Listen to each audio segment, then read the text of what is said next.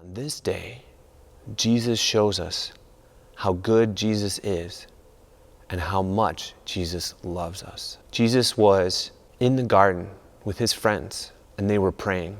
They were interrupted because Judas came. He came with a group of soldiers and temple guards, and Judas went right up to Jesus and he kissed him. And it was with this sign that the guards and the soldiers knew that Jesus was the one they were supposed to arrest. The disciples, everybody who was there were confused and afraid, and they ran away. They didn't want to get arrested too. But Jesus knew that this is what needed to happen, and so he went with the soldiers. They took him to the house of Caiaphas, the high priest. Peter followed at a distance, and Peter went into the courtyard of the high priest while Jesus went inside. Inside, the soldiers and the priests said mean things about Jesus, and they tried to accuse him of things that he didn't do. But then they made a plan. The priests and the leaders decided that they were going to take Jesus to the governor, to Pilate, and they would ask Pilate to kill Jesus. And so they went over to Pilate's house, and they said, "This Jesus, he's making claims that he's the king, and no one's the king except Caesar," they said. And so Pilate questioned Jesus. He said, "Are you the king of the Jews?" But Jesus said, "My kingdom is not of this world." Pilate didn't understand what Jesus was talking about. And in fact, Pilate thought that Jesus was innocent. But because he was afraid of the crowds, he went to his judgment seat and he looked out at the crowd and he said, "Today is a festival day, and it is tradition that I release somebody on the festival day. So who will I release? Do you want me to release Jesus, or do you want me to release somebody else? This man, this criminal Barabbas." Now a great crowd had gathered around Pilate's house because they knew that Jesus was inside. And they all shouted, "Give us Barabbas! Kill Jesus!" And they kept shouting louder and louder and louder, "Kill Jesus! Crucify him!" And so Pilate, he went with what the crowd said. He released Barabbas, and he said, "Okay, if you want to kill Jesus, that's what we'll do."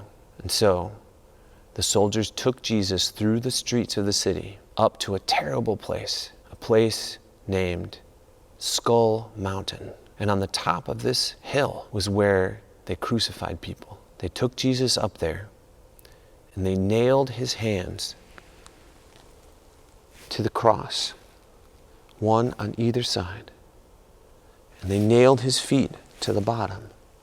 And they raised the cross up on top of the hill. And there Jesus was hanging.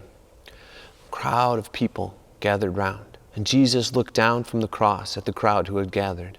And he said, "Father, forgive them, for they don't know what they are doing." On either side of Jesus, one on his right and one on his left, there were criminals also being crucified, hanging on crosses. And one of the criminals looked over at Jesus and said, "Jesus, remember me when you come into your kingdom." And Jesus looked at the criminal next to him and with love in his eyes said, "Today you will be with me in paradise."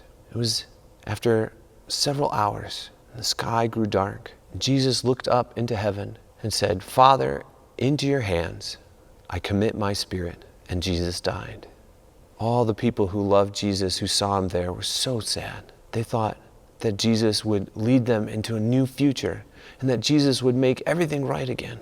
But now they looked up at the cross and they saw that Jesus had died. So the people who were there, the people who loved Jesus, took his body down from the cross and they wrapped it in clean cloths, and they took him to a tomb, to a small cave that had been dug out of the side of a hill.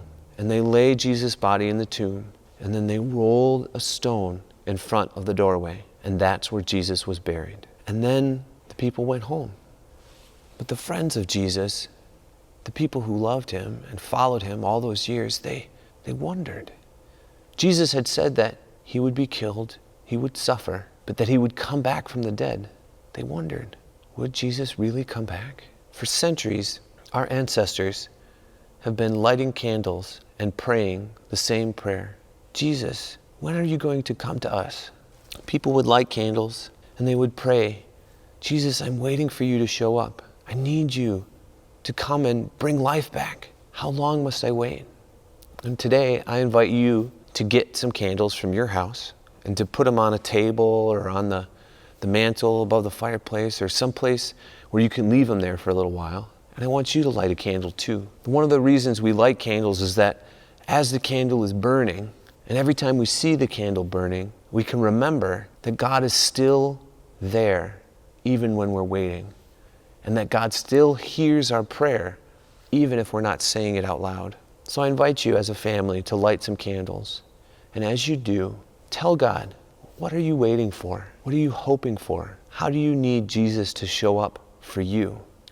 Even if you blow your candles out later, God still hears those prayers.